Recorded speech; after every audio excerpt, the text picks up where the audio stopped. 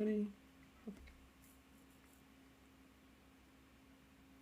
Hello, everyone, and welcome back to one of these interview episodes of the SWW show. I'm Mike, and today with me a special guest from decently around the world. To get us started, do you mind introducing yourself and the game we're here to talk about? Hi, yes, of course. I'm C. I'm the marketing manager of Crazy Go Games, and we are a small indie game development team from Poland. And we're currently working on a game called Worship of Cthulhu, where you basically lead your own Cthulhu clan, Cthulhu cult. Yep. Perfect. No, I want to say again, thanks for joining us on the show. To get us started, then, so why?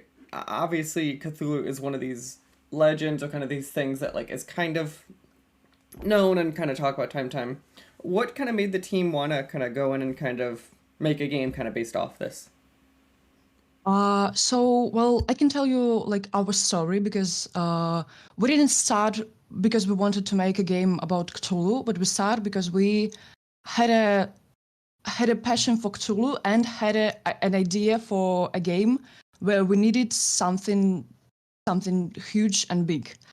Let me tell you what I mean.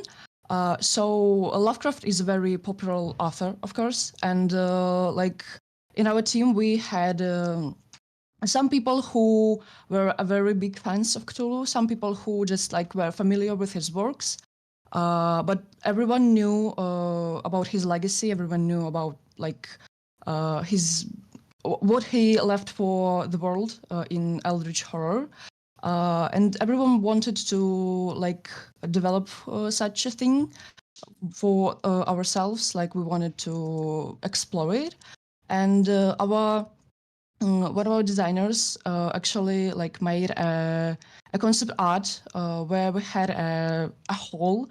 It was just a hole in the ground, and she said like, "Can we can work with this? Like, does it look familiar? Do you think like anything could fit in this hole?" And we were like, "Okay, in this hole because just a hole is really boring." And then uh, someone reminded us about Cthulhu existence, and we were like, "Oh my gosh, that's a perfect thing!" Like we all love Lovecraft, we all know his works, and why don't we try to add one of his works in our future games? So we decided that we will make Cthulhu sit in this hole, and it just kind of like developed from there. And now we have a whole Cthulhu game. So yeah. That's amazing. I like how it starts with a big hole in the ground. I do like that's the initial part. So let's kind of jump in then.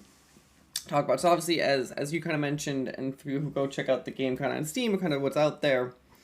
It's a city builder. You're kind of building a cult. Kind of what does it look like if I'm a player hopping in and I play for like a bit? What kind of is that like decisions I'm making, or kind of what is my goal?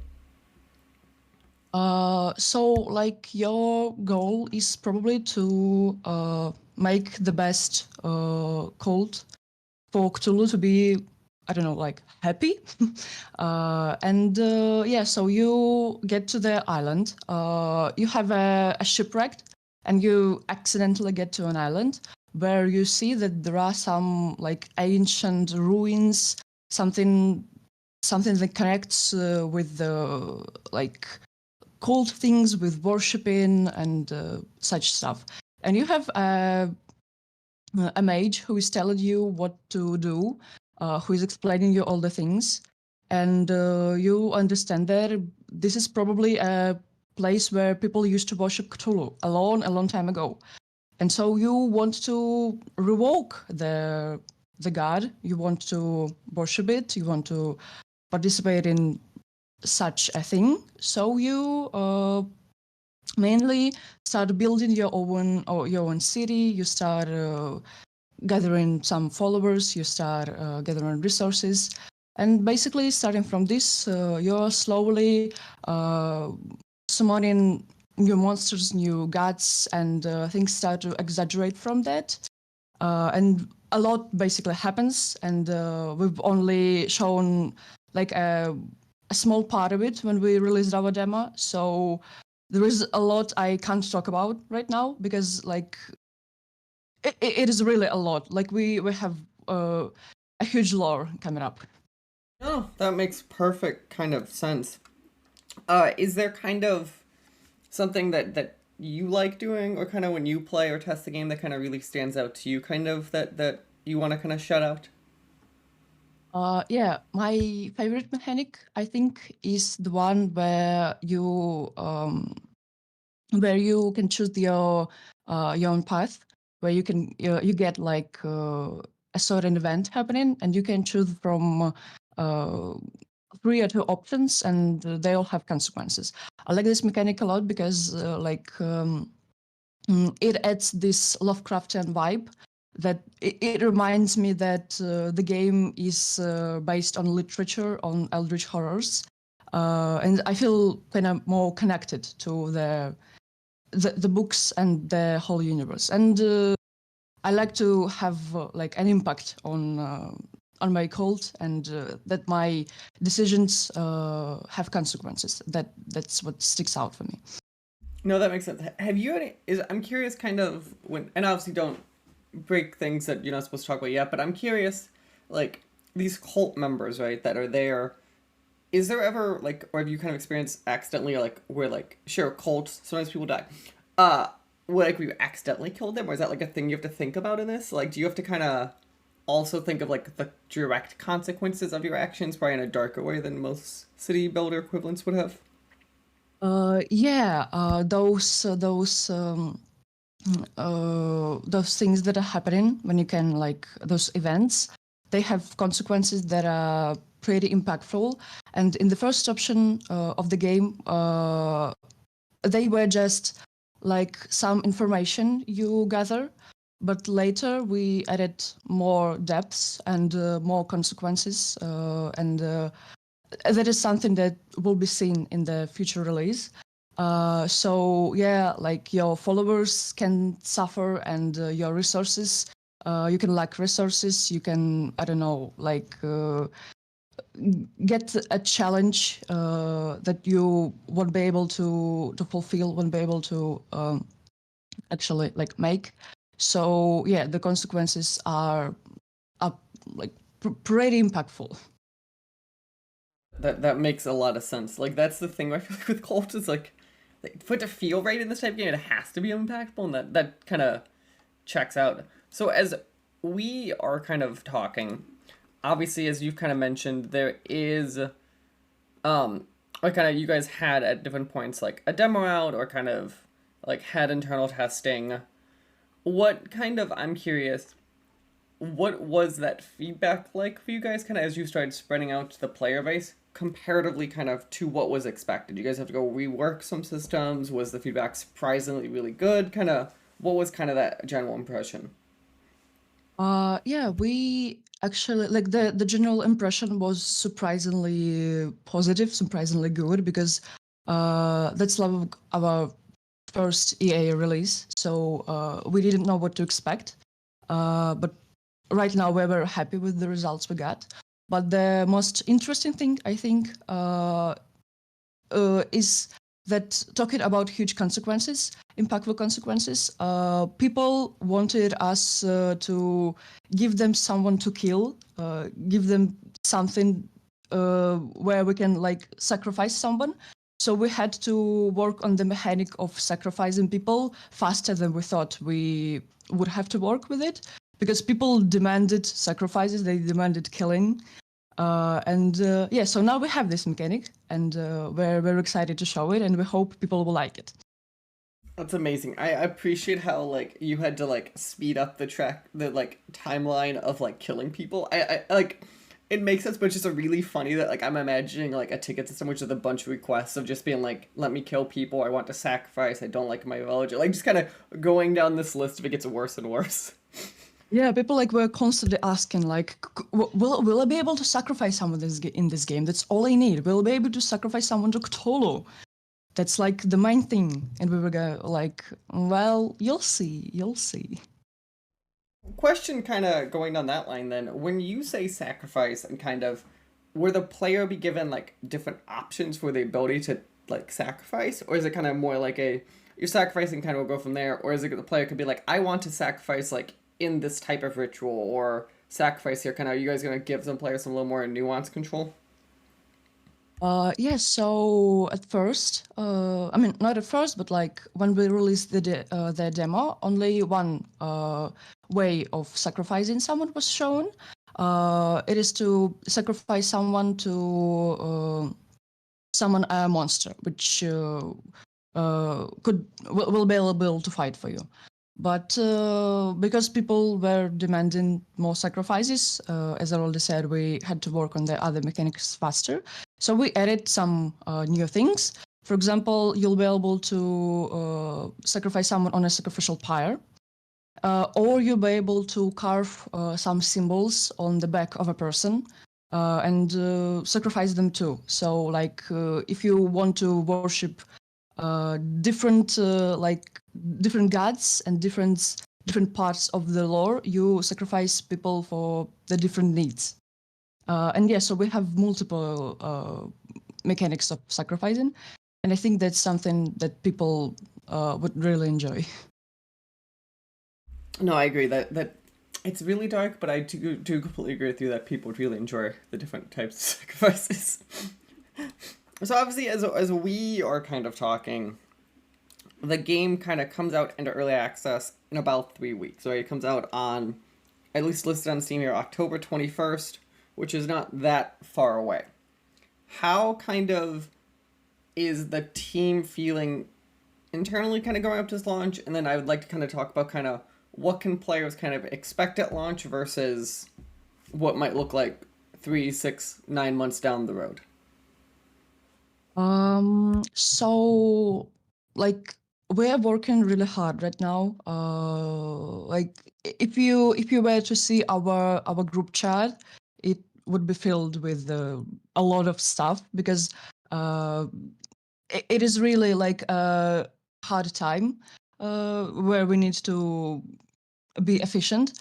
And so seeing the game right now already, I can already say that it looks so much better, and it has so much more details that it had like a lot of time ago, or maybe not even a lot of time ago, like on the first demo release, or I don't know, 3 months ago. And since our release on October is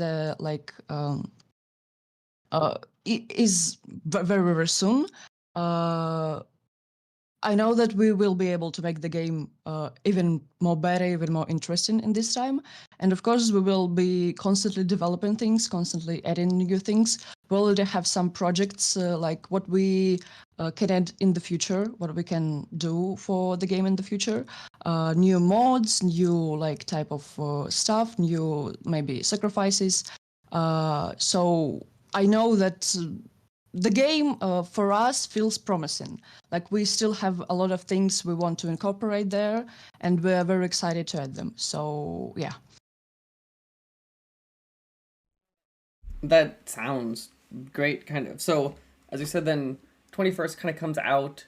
What then, like, maybe percentage wise, something kind of like, what would you say kind of the size of the game that, like, players get kind of are getting on this launch day versus what you guys are kind of projecting internally? How some of the stuff can change. Like, would you say, like, oh, they're getting like half the game, 30% kind of, or is it still kind of a little more unknown kind of long term? Oh, that's a pretty hard question because like we have a lot of ideas and we're still not sure on which ideas we will need to incorporate into the game and which we will not, because like we need to see the feedback, we need to see what people like, what people don't like, so we know what to fix and what to add and what to not to add. But like if I think about this, maybe like 50-60% of the game, like I mean the game is complete. The game will be complete. It will be fully playable, fully enjoyable. But yeah, we still have a lot of like additional content in our minds. And yeah, we'll see about this. We'll see how people react and what people will want and what people won't want. So yeah. No, that checks out. It's always this fun unknown kind of like when you're entering these spaces of like, I think people want this, but you just never fully know until it happens. Uh, I'm Yeah, kind of like yeah. I'm kind of curious, kind of as we've talked about. Obviously, we talked about like kind of you had kind of this favorite mechanic. Is there anything kind of like that you've noticed, kind of that players when they first get their hands on it, kind of once they get comfortable with the systems, kind of really are drawn to, kind of in the game that we have not talked about? Um, I'm pretty sure like most of the people really like the same mechanic that I like, the role playing one. Uh, and I know that uh, like some parts of our team are not really fond of this mechanic. Like, well, people have their preferences, and not for everyone, this mechanic is the best one. Uh, I mean, like playing wise, not technically wise. So I was really excited to know that my favorite mechanic is also a favorite mechanic of many people. Yeah, and yeah, that's probably it. And people really like that we show like not only Cthulhu, but we also have like some some things from different Lovecraftian works, some things from about different gods, or maybe different like just creatures. And yeah, that's also something they enjoy. See, so that actually is interesting too. So obviously, Lovecraft is the most famous, I think, of, and obviously where Cthulhu comes from. Was there any other authors or kind of characters that you want to shout out, kind of that wouldn't be part of Lovecraft, that kind of either this pulls from or in some capacity you kind of see in this experience? I don't really think I can like name a particular author because like when we first started working on the game, we did a lot of research and we basically not only like read things that were connected to Lovecraft, but also like things that are just about cults, like in our human history, like just about gods, about those type of about mythologies. So I don't really have like a particular author in mind. It's just that like in order to do the game right, we had to learn a lot about just the whole culture, horror culture, cultist culture, and things like this. So, question actually, obviously, because Lovecraft, and not all of it, but obviously there's a good chunk that's like American based, different spots based. Is there any extra level of you guys obviously being Polish based that like either you have to had to learn or kind of try to understand a bit more of cultural kind of stuff that's kind of thrown in there, or to kind of like all does it all kind of translate kind of the same one to one of kind of understanding the reference points? It is definitely just like a translation. I don't think we have anything like related to Poland or like things that are just from the Polish interpretations of the books or like the lore. So yeah, this is a game like for everyone, and we're making it for the whole world. So yeah, we gathered inspiration from the whole world and not just like Polish region. Mm-hmm. So yeah. No, that totally makes sense. So obviously the game we have been talking about here is Worshippers of Cthulhu. You can go wishlist it right now on Steam. I see you guys have a Discord that people could go join if they want to get involved with discussions on the game. Is there any other spot we should be sending people to go check out a little more? I mean, we have like many socials, like all of the social that you can think. Like we have Reddit, we have X, we have TikTok, YouTube, and all of them are called like Crazy Goat Games. So if you want to check it out, and we also have a Discord server, and you can find the link on the Discord to the Discord server on Steam. So like yeah, you can check out those socials too. Perfect. And then a final kind of question here for you is then, do you have, or because I couldn't find it listed anywhere, is there prices available yet for the game, or is that still TBD?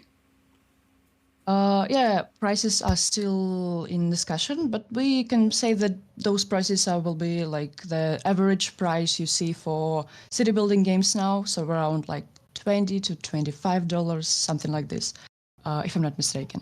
Yep. Perfect. Well, I want to say thank you again for talking to me today. I look forward to kind of seeing how the game kind of comes together. Again, we've been talking about Worshippers of Cthulhu. Go wishlist now on Steam. It helps everyone out. It looks like a fun game. It looks kind of really fun to experience. Final question for you then is, when I go hop in this game kind of when it comes out, what do I do first? Is there some specific like building or some sort of like early structures that you think that people should go kind of to kind of start their campaigns out correctly? So when you're starting the game, you have basically a tutorial. So there is like, as I already said, there is a mage, a cultist, who is explaining you how things work, and you like he tells you what to build first, what structures. But basically, if I'm remembering correctly, the first structure you build is like a building shack. So you could build other things. So yeah, it is all starting very simple, and then you get the whole cultix experience when you go and playing. Perfect. Well, I want to say thank you again, C, for talking to me today. And to finally close it up, then, is there anything else that you feel like we missed that you feel like need to be shouted out about this game or anything else? Well, I don't think you missed it, but I think I need to say that you need to wishlist this game ASAP. One more time. Yeah, and that's probably it. We're pretty happy with how the game is turning out right now, and I was very happy to be there. And thank you so much for inviting me, Mike. Perfect. Well, thank you again. And yes, for the final time, just to clarify people in the back, go wishlist games. Go wishlist games on Steam that you think are cool. Like, it is objectively the best metric and easiest thing that you could do that makes developers' lives easy, even if you don't end up buying the game. So go check it out. Go wishlist it. And again, best of luck as you guys finishing up development and try to get some sleep kind of going in these final few weeks.